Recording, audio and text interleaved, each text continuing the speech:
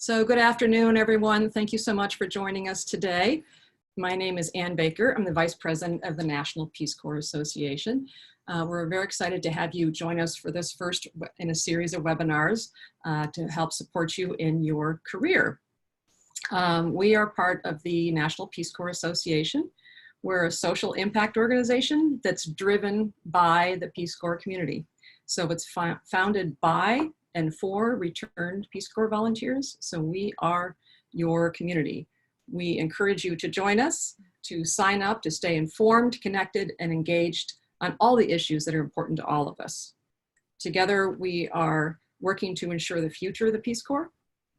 We bring about social change through grassroots or action of our 182 affiliate groups, and we amplify our global social impact.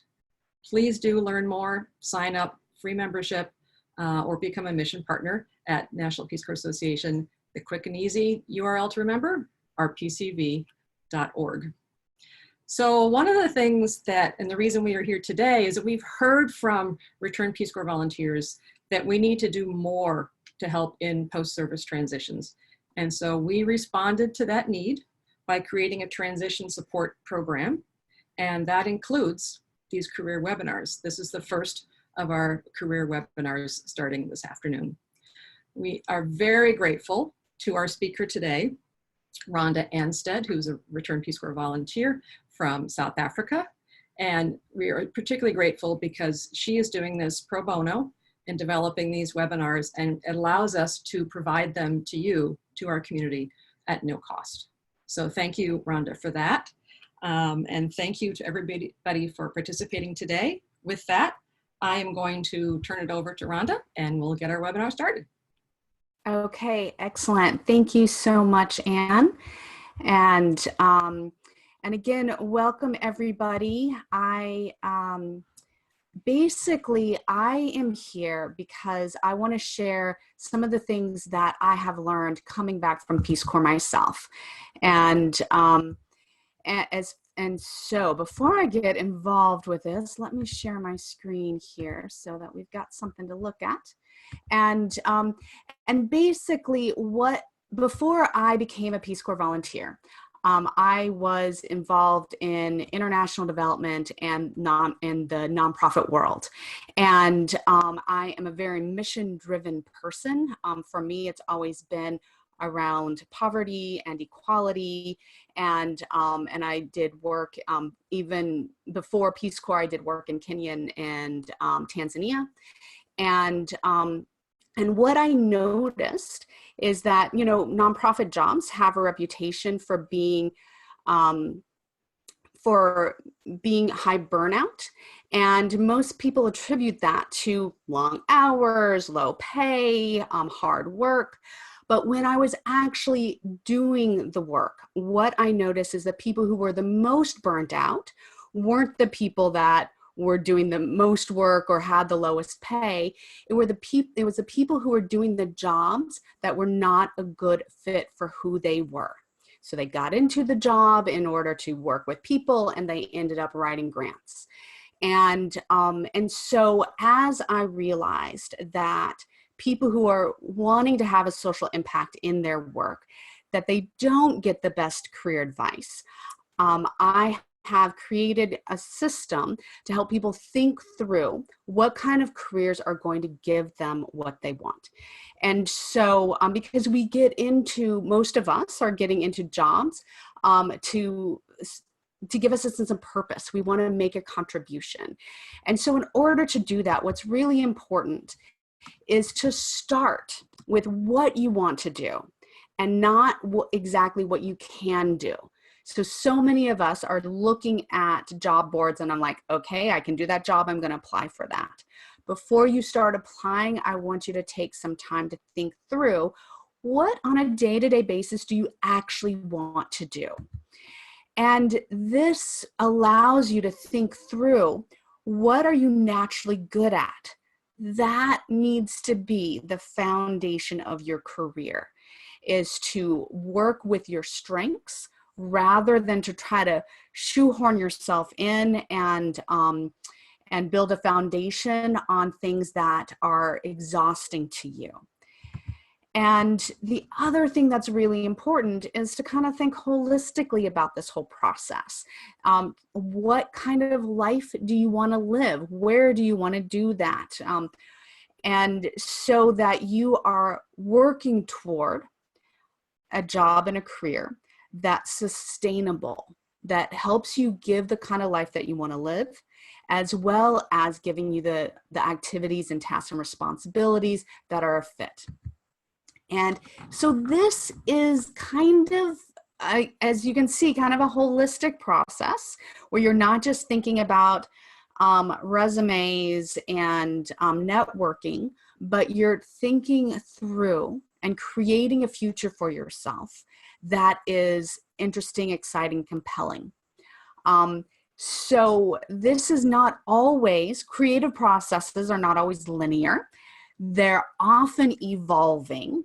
And so I want you to stop thinking about responding to what comes up for you and start thinking of yourself as an artist, as a designer. You're going to design the future that you want to live.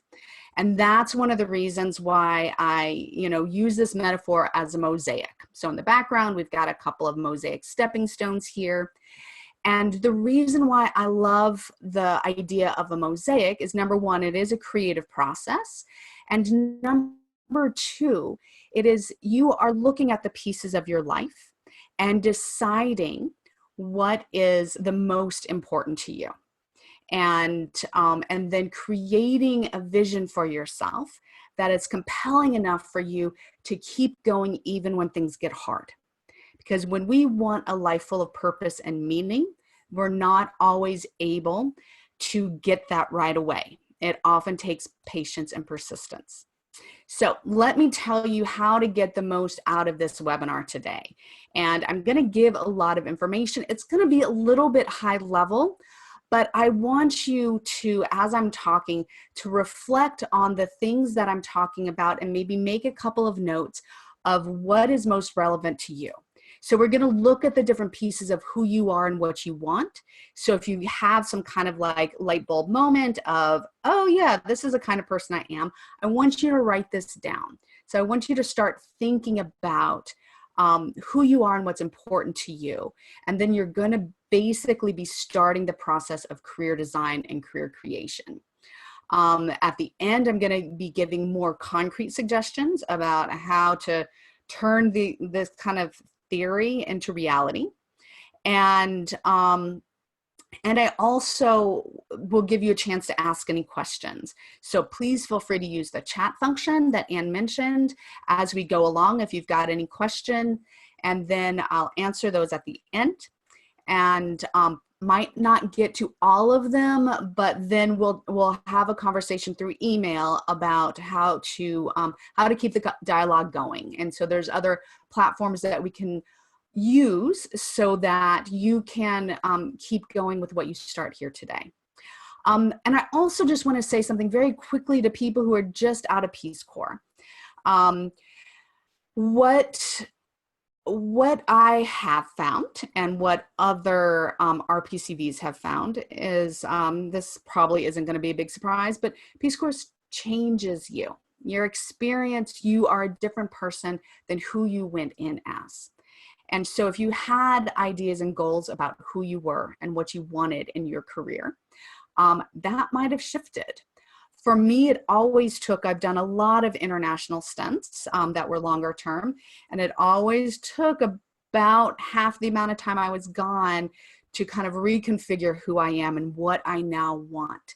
So just know that that's part of the process, and that by designing your career and by designing something that fits you, that's also going to be an evolution. It's going to be a process.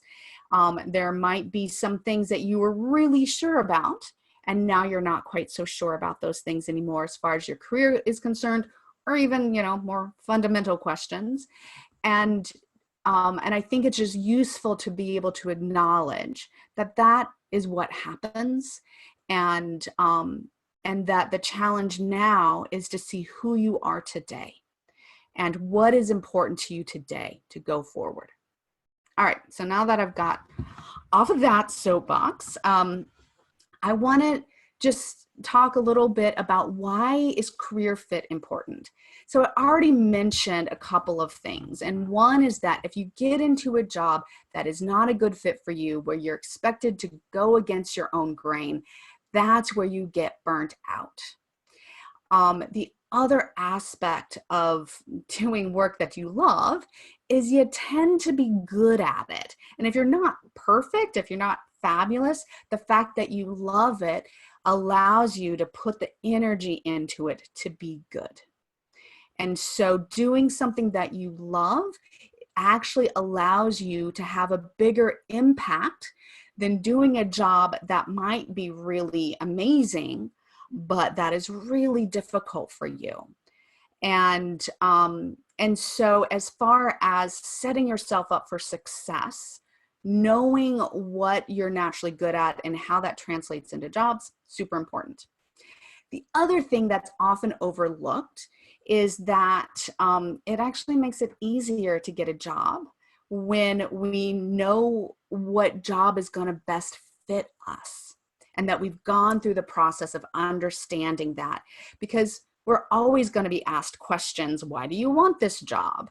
And to be able to answer that with, well, I innately am good at A, B, C, and D, and I'm excited to bring that into this area.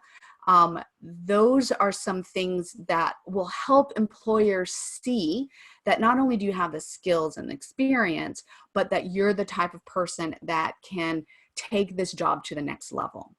And by really knowing what you're good at and how that fits in with the job, that makes you a more attractive candidate. And then also it helps you to focus your job search.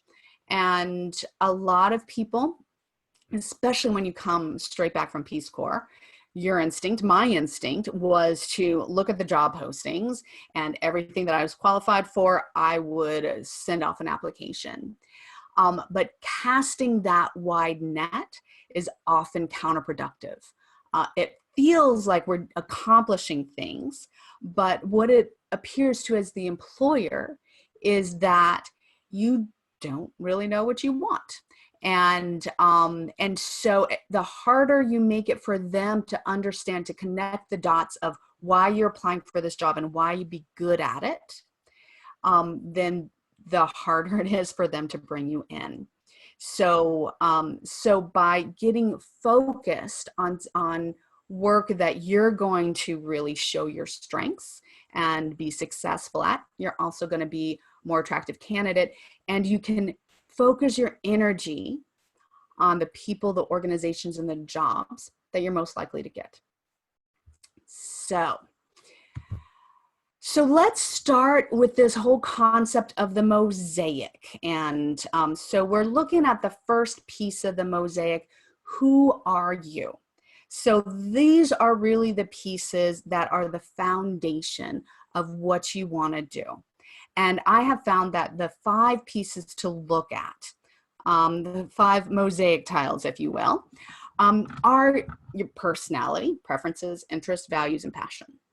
And so by personality, I'm talking about the biological structures, where there are 4 major biological systems that form our personality, between 40 and 60%. And those are the things that are hardwired in us. It might change over the course of our lives, but they're still the things that most naturally come to us. And these 4 systems are a system of organization and system building. So these are kind of the pillars of society, the people that that make sure that everyone's got a place to live, the trains run on time, everyone's got enough to eat. Then we've got the adventurers, kind of the novelty seekers. And then we've got the achievers, the people that really want to make their mark in the world and climb that corporate ladder. And the connectors, the people that not only connect people to each other, but also ideas and culture. And these, again, are biological impulses that have helped human beings and other animals as well, but we're talking about humans right now, to be highly successful in, you know, moving beyond our cradle in Africa to basically be living on all 7 continents. And so we all have these different aspects in more or less degrees. And so the challenge is looking to see which of these instincts are strongest in you. And for some people, they're all pretty level, but if there's one of those descriptions, the pillar, the adventurer, the achiever, or the connector, 1 or 2 that resonates with you, take a note of that. The preferences. This is what gets tested with things like the Myers-Briggs. So that's one of the most common career assessments. So if you've taken any career assessments, that's probably the one that you've taken. And what that's often explained as a personality assessment, but I see it more as looking at your preferences. So introvert, extrovert. Do you tend to enjoy working more alone or on teams? Sensing versus intuition. Do you prefer to work more with the nitty-gritty details or with the big pictures? Then thinking versus feeling. Do you prefer to make decisions based on logic and objectivity, or based on how that decision is going to affect people? And then judging versus perceiving. Do you prefer to make decisions quickly so that you can then go on to the work of actually getting things done? Or do you really like to explore your options before you make a decision, and often make a decision rather reluctantly? And so, so those are the 4 aspects. And again, all of these are to help you understand what comes innately in you, so that you can match your job to that. So interest in this respect is kind of career interest. And so the big 5 interests in the career world are what's called realistic. And those are people who love to build things with their hands. Investigative, those are the people that like the big ideas. They're the scientists and the researchers. And then we've got the artists, so the people that like to create things either traditionally, you know, art-related things like performance, drama, painting, but also like things of beauty, or like to create things even if it's not a work of art.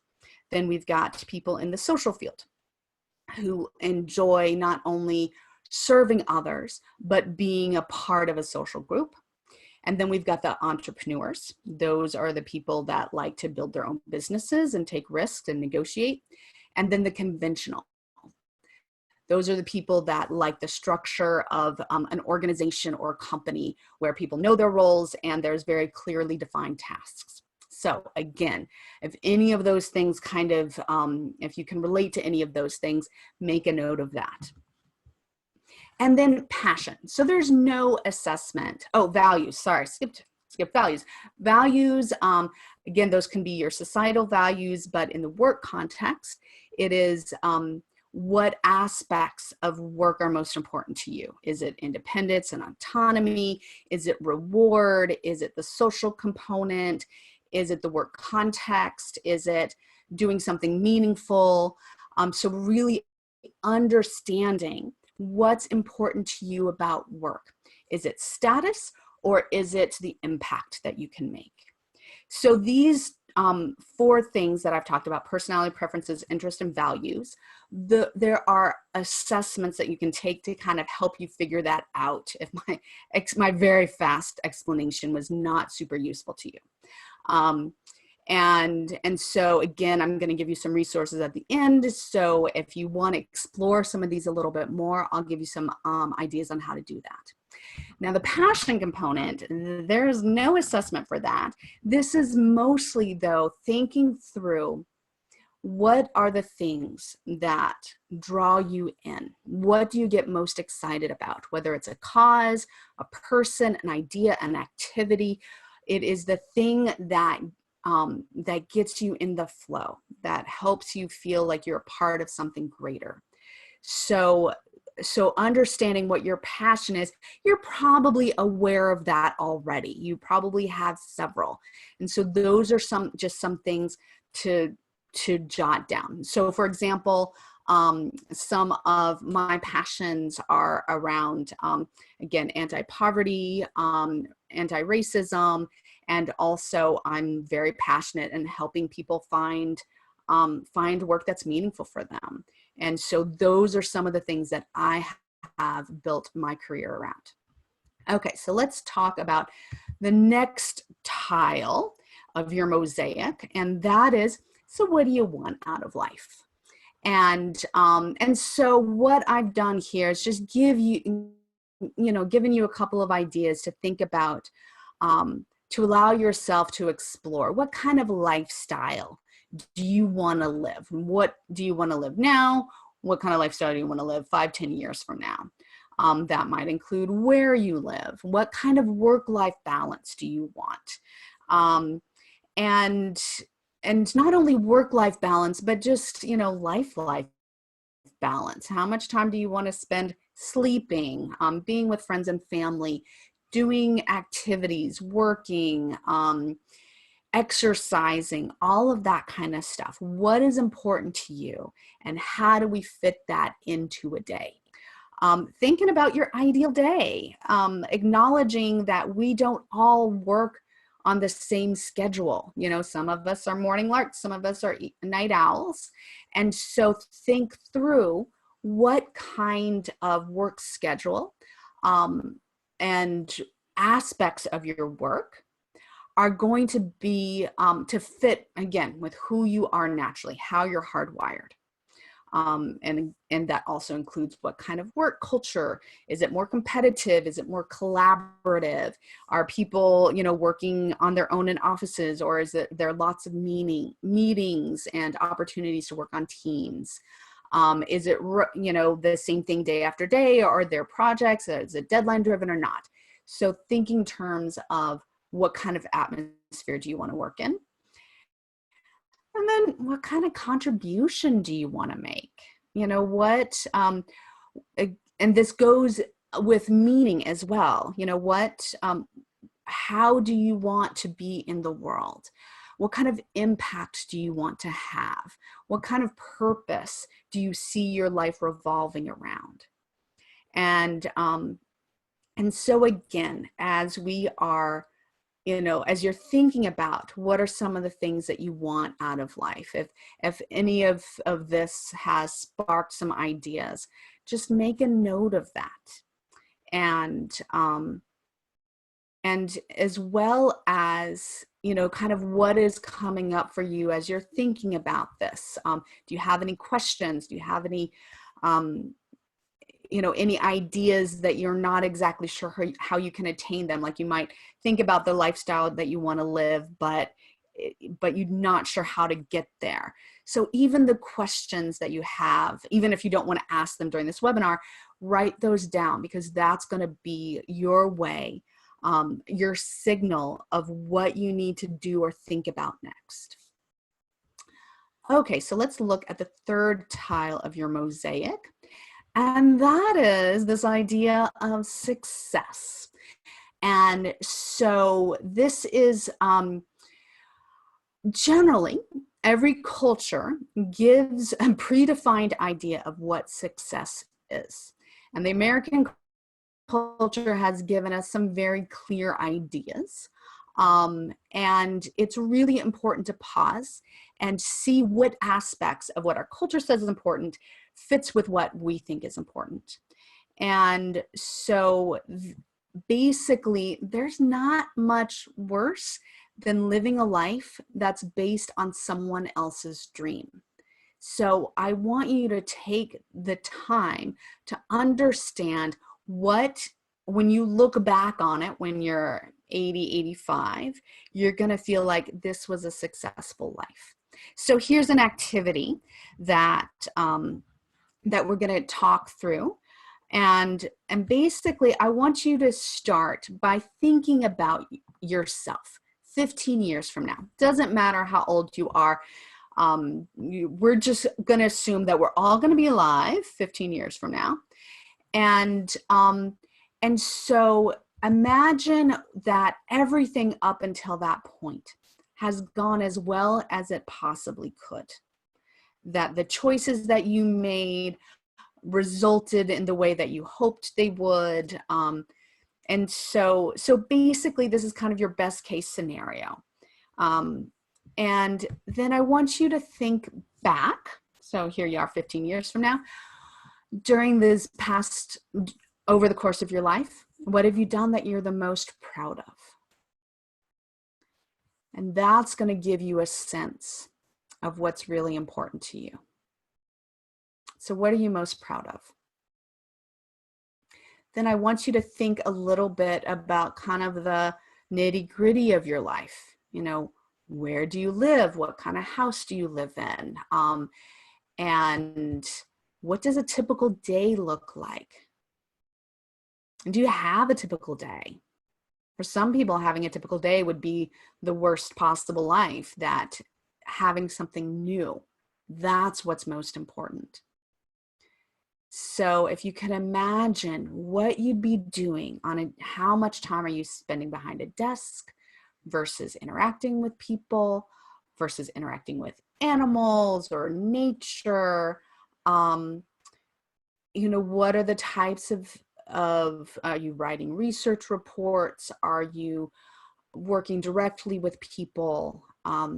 I want you to really get an idea of what you'll be doing 15 years from now that makes you really, really happy. And then what is that? What are the things that bring you the most joy?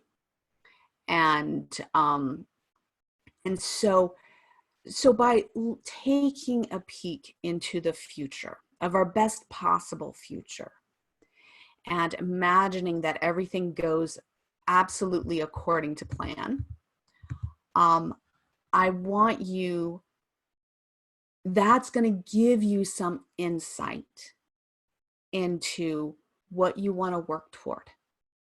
So this is going to start helping you to see what your future design is. Okay, so let's talk about that.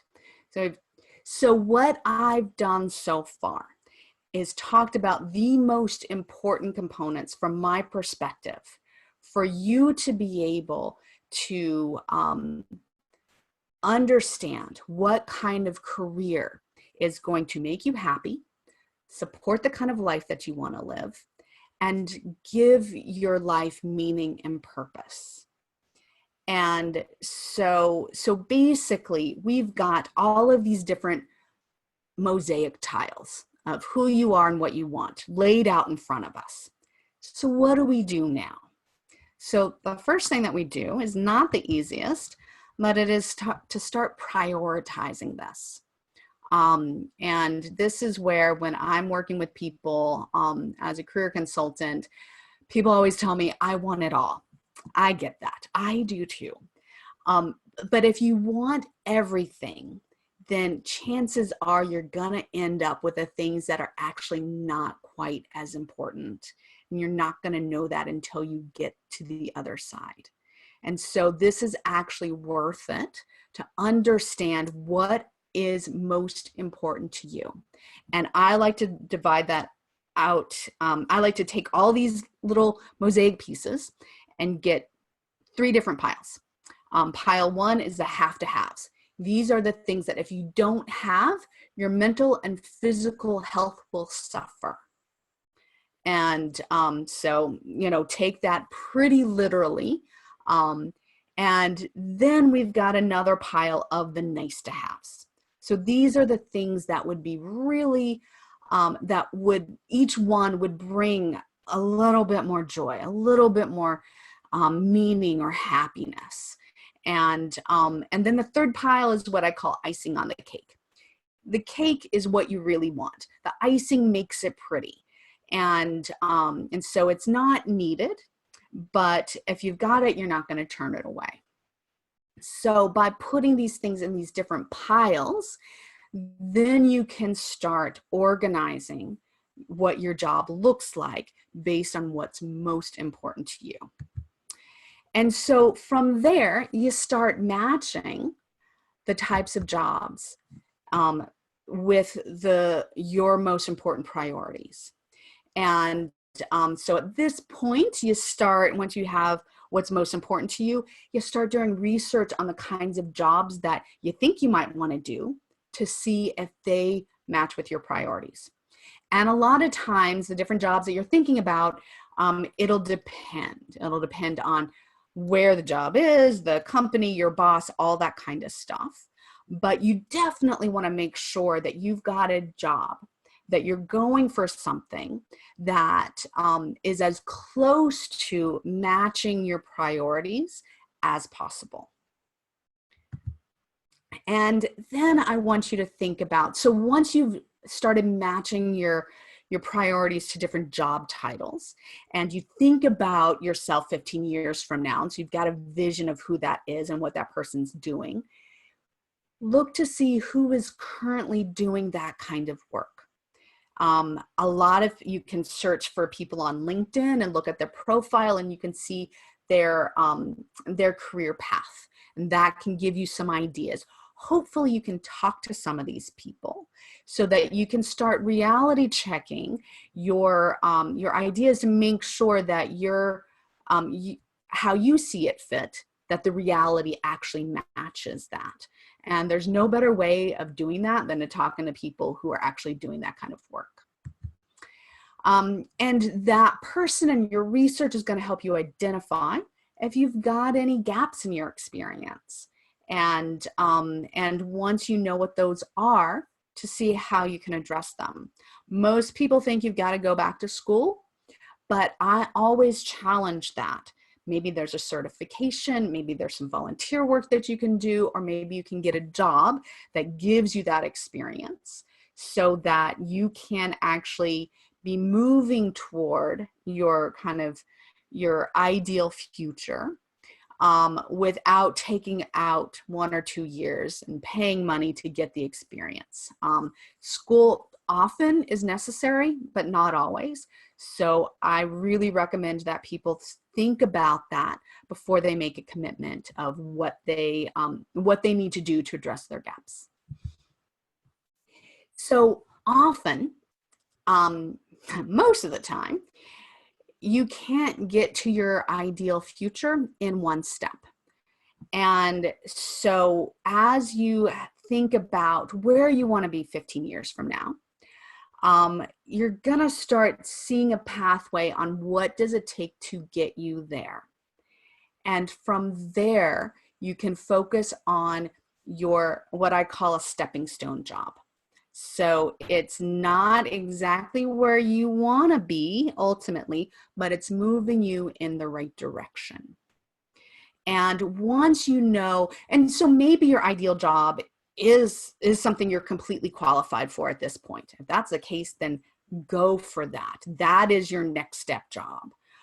But for everyone else, finding the job that's moving you in the direction of what you ultimately want to be doing, that's what's going to help you develop and guide your application, your resume, your job search strategies, your LinkedIn profile, all the tools to get you there. You want that to be focused on a specific kind of job. And which is what I just talked about.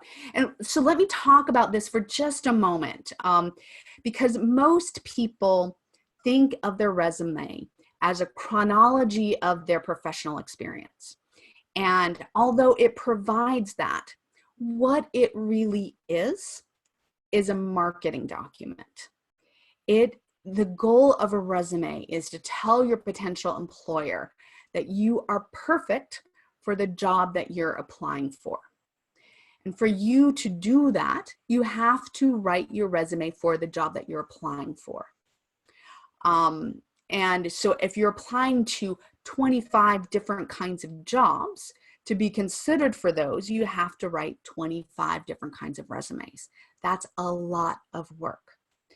And I'm actually giving another webinar in 2 weeks, I believe, on how to write a compelling resume, where we're going to talk about this in more detail.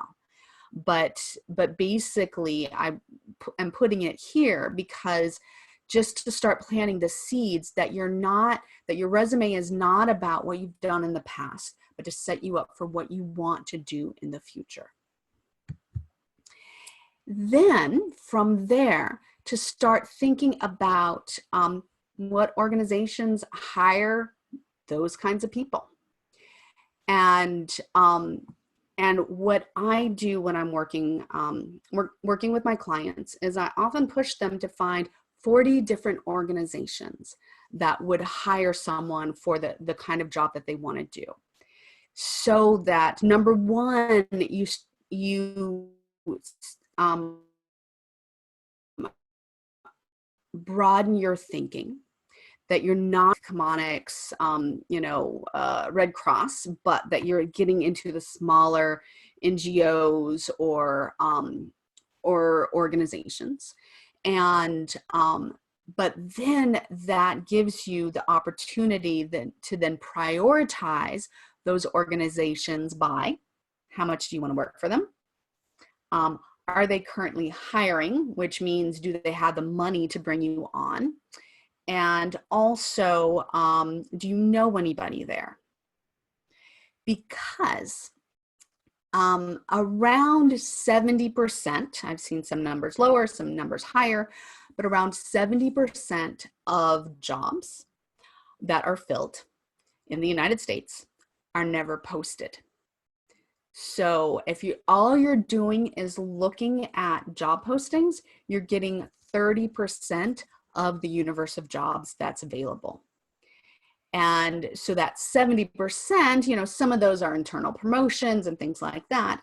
But often, if an organization can hire someone through their network versus by putting a job posting out there and then wading through all the resumes and scheduling the interviews and then doing the interviews and making a decision and then giving an offer and then, getting rejected and having to do the whole thing over again, hiring people is expensive.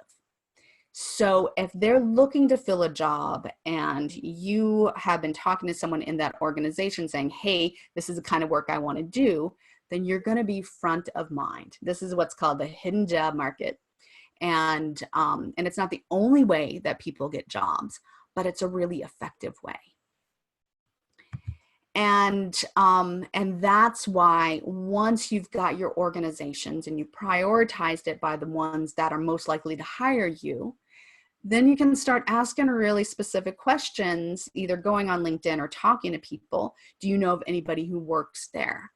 Can you give me an introduction? And so then we get into the world of informational interviews, which helps you not only get information, as you might expect, but also you're starting to what I call build your community. This is also known as networking. But it is thinking through what you need and who can help you get what you need so that you can get the job that's going to propel you to the future that you have designed for yourself. All right, so let's get into a little bit more of the nitty-gritty here as far as, so you have prioritized the things that are most important. You have done your reality check and you have started to do your research. So now how can you get the job that you want? So we started, I was just talking about a lot of those things, but I'm talking about concrete next steps. And one of the things that I have noticed with people is that they know they want, either they're unemployed and they need a job, or they know they need to make a change, or they know what kind of job that they want to do, but they deal with it, they work on it when they can. And life always has a way of crowding that out. And so if you're really serious about creating a job that's going to fit you, where you love what you do on a daily basis, where you're working for an organization that you admire and respect and you're proud to be a part of. When you're making a contribution that to you is really meaningful, and where you're living a life that that is comfortable and that gives you what, again, is most important to you. You need to prioritize that. You need to set aside time that you are focused on doing work toward your future. And for me, this is not about getting a job. It is about creating a future that is compelling and exciting to you. And that does not happen by chance. And so the first most important thing that you can do is commit to setting aside time to actually working on this. Then you got to protect it. And so life happens, I know that. And so try to set this at a time that life doesn't encroach quite so much. If something happens, then move it from one part of your calendar to another. Learn to say no. Again, what are your priorities, and being able to ask yourself if this thing that's coming up, if that's going to get you closer to your goals or keep you stuck. And so basically, by valuing this work, you're valuing your life and your future. And I believe that, the people who are here that are listening to this webinar, you have got something amazing to contribute to this world. And I want you to be able to do that. And so I want you to take the steps that you need to take to make sure that you keep going in that direction, even when things get tough, because they will. I wish there were some magic bullets, like, if you just do these 5 things, then it magically appears. Or if you just think and wish hard enough, that it will magically appear. Nope, it takes effort. And so build that into your life. So now let's talk about the strategies that are most effective in actually getting a job. And so we've got, talking to people, AKA networking. And the research is super duper clear about this, and I'm sure everybody knows it's not who you are, but what you know, or who you know, not what you know, who you know. And so, you want to be strategic. This isn't going up to strangers and saying, hey, help me find a job.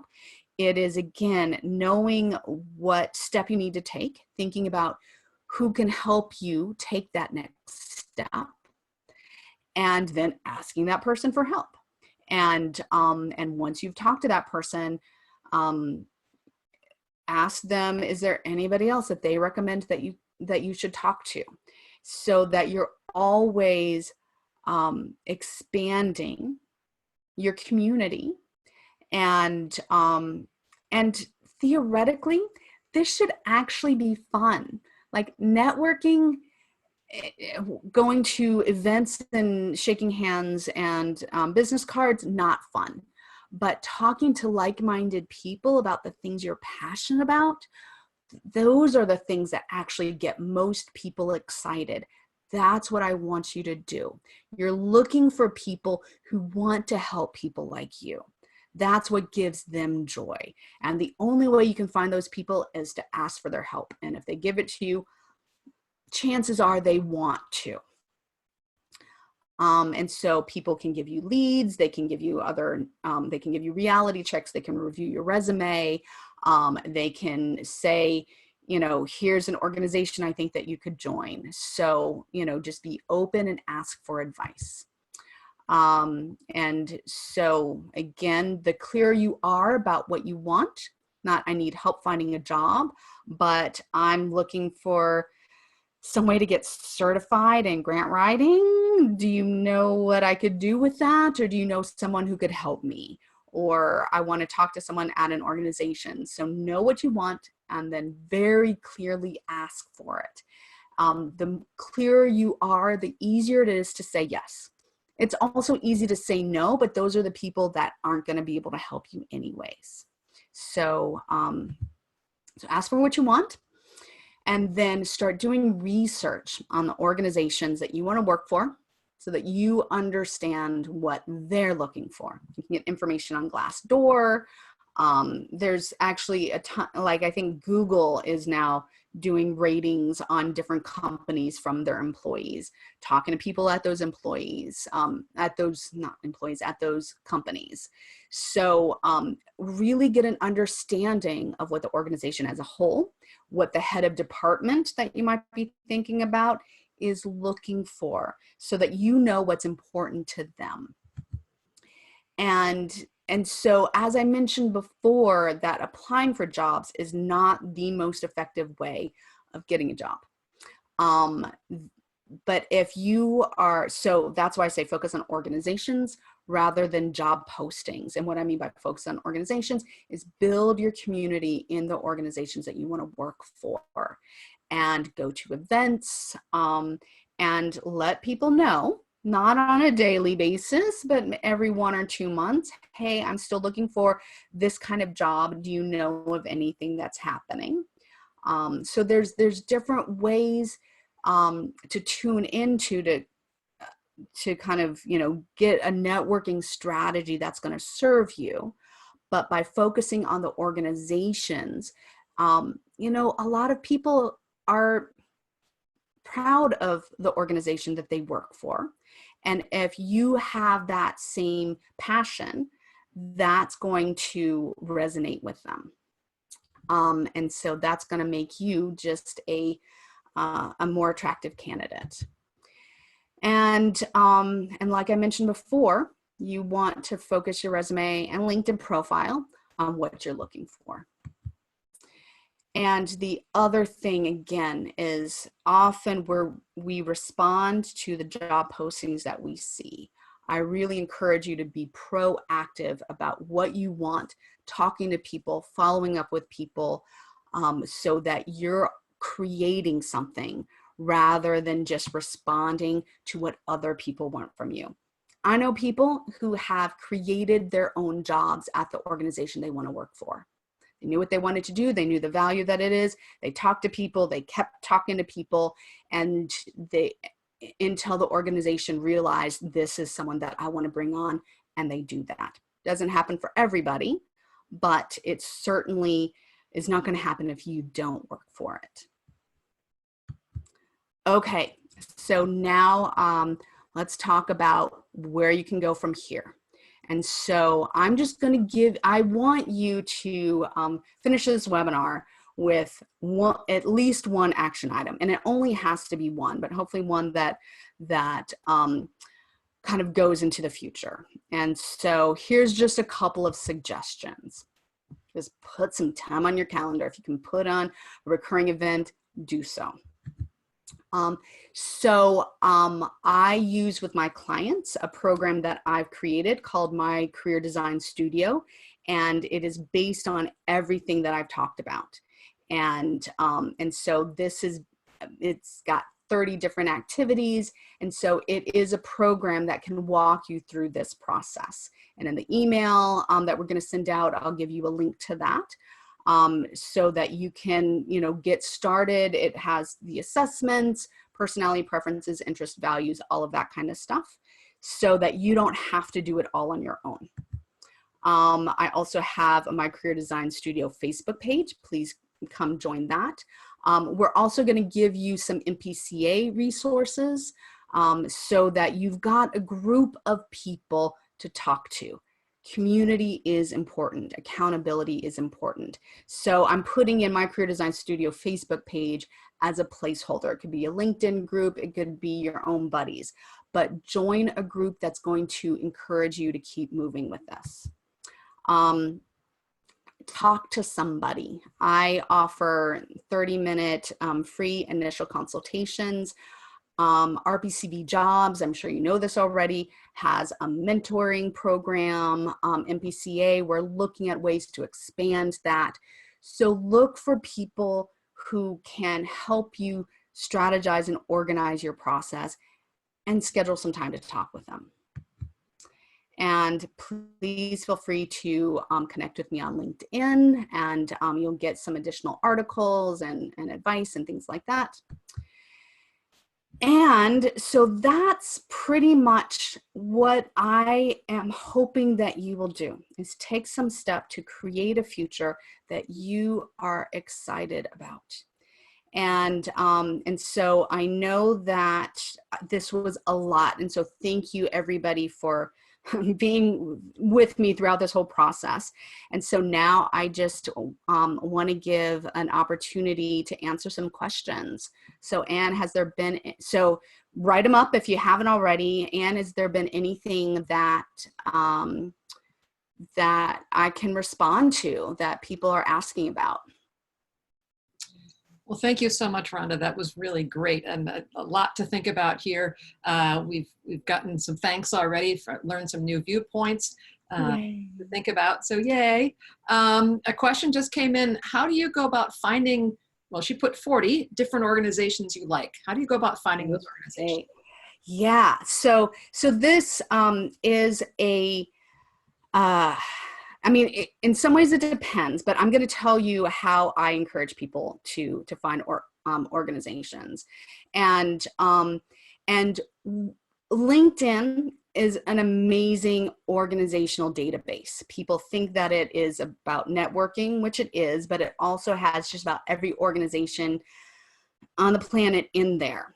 And so what I like to do on LinkedIn is to put in the job title, and then search for people, not organizations, but people. The reason why you search for people in a job title is because then you'll see the organizations that they work for.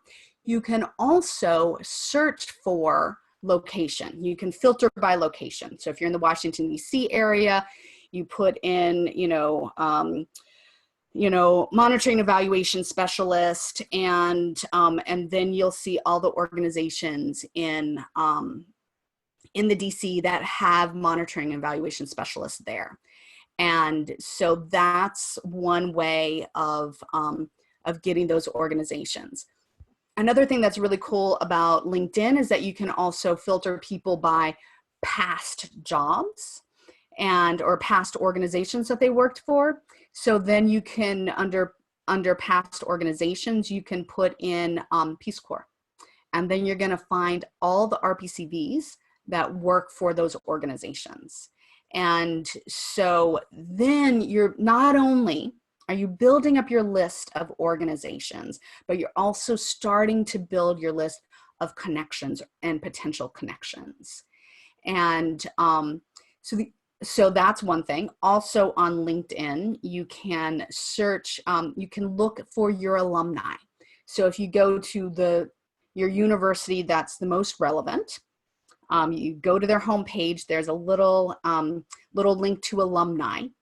And from there, it's got everyone who's affiliated with that university. And then you can put in keywords, job descriptions. You can sort again by location, and you can see where they work. And so, so those are a couple of options. Associations that, professional associations. So like the Society for International Development has got all of their organizational sponsors listed. You got to search for it a little bit on their website, but it's there. And that's got, I think, like 300. So if you're interested in international development, getting 40 organizations, not that hard. But you can also do something like go to Indeed, which is a job posting aggregator. So they go all over the net and pull everything into one place. And so pretty much anything that's there, again, look for the job title, search by location, and see what organizations are currently hiring. And so that gives you a little bit of extra information as well. That tells you, number one, that they exist, and number two, that they've got enough money to be bringing somebody in.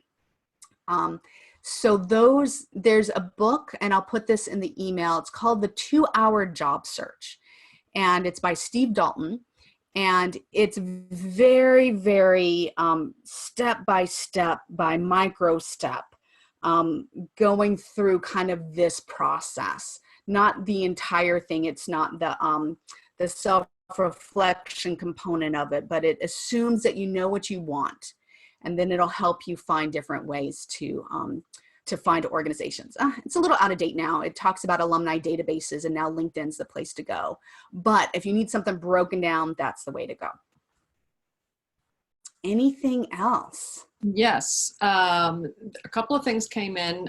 Thank you, Glenn, for reminding us that another way to look is to look for, search among those organizations that have signed up as an employer of national service.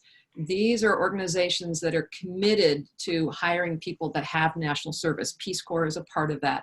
And they are very familiar with Peace Corps, and they're committed to hiring people with Peace Corps and other forms of national service. So Glenn put the URL in the chat there, so please take a look at that as well.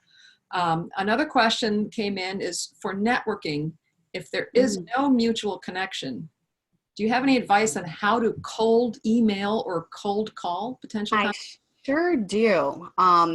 So I just want to frame this again to remind you that what you're looking for people who want to help you.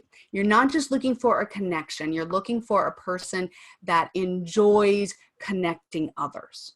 And so the reason why I say that is that it's really challenging to put yourself out there and cold email someone. You're not going to hound someone to be a connection of yours. You're simply asking for help. And if they respond, then they're going to be a good person to meet. And so if you go in with that attitude, you don't have to overthink this at all. And Steve Dalton also has kind of a formula for this. And it's basically, you know, you lead with, if there is some kind of connection, which there should be, even if just an interest, you know, like you work at this organization doing this kind of job that I'm very interested in, and I would love to hear more. And so you start with that connection, and then you basically, if you've got anything in common, then you know, like if they put on a blog post that you wanted to comment on, you can do a sentence like, you know, I recently saw you on your YouTube video where you talked about A, B, C, and D, and I would love to hear more. Do you have any time in the next couple of weeks where we could schedule a 20-minute conversation? I look forward to hearing from you. That's really it. You want it to be very, very short for them to be able to take it in and make a decision if they want to respond to you or not. I then recommend a follow-up if you don't hear from them a week later, just because technology might not have made it into their inbox. But after that, you can assume that that person is not the person that's going to help you. So you look for someone else. So this is where kind of like the patience and the persistence is important, that you that you're not just, oh, I tried that and I'm done. You know, you gotta keep going. And that's where having a community to support you helps with that. Okay, and I know that we're like over now. I'm available to talk some more. So if there are still some more questions, I'm happy to stay on. So what do you think, Anne? Thank you so much. And actually, I'm turning on my video too. I don't know if you want to take off the screen share so we can see you again. Okay. And thank you so much. This was very helpful. And we've gotten some nice comments as well. So thank you for doing this. We've recorded this, so we will make the recording available. And we also will be reaching out to everybody. Remind you again, if you haven't yet signed up on the page for this event on our website, please do, because that's how we know how to contact you and follow up with the additional information. And please do sign up. We are your community. National Peace Corps Association is built by our PCVs, for the Peace Corps, the broader Peace Corps community, and we welcome you to join us. Membership is free. please sign up at rpcv.org. Thank you so much, Rhonda, for your assistance today, for doing this for us. Again, she's donating her time to our community in response to your questions and needs from a community that you want some of this after-service transition support. We have 2 more webinars after this, and those are also listed on our website, and I hope you will join us for those as well. So I think welcome to stay on for a few more minutes if there are additional questions, but otherwise I'll stop the recording now and look forward to seeing you on the next webinar. Great. Thank you, everyone. I really hope that this was helpful. And, you know, this is my passion, is working with RPCVs. And so I'm grateful for NPCA for giving me this opportunity as well.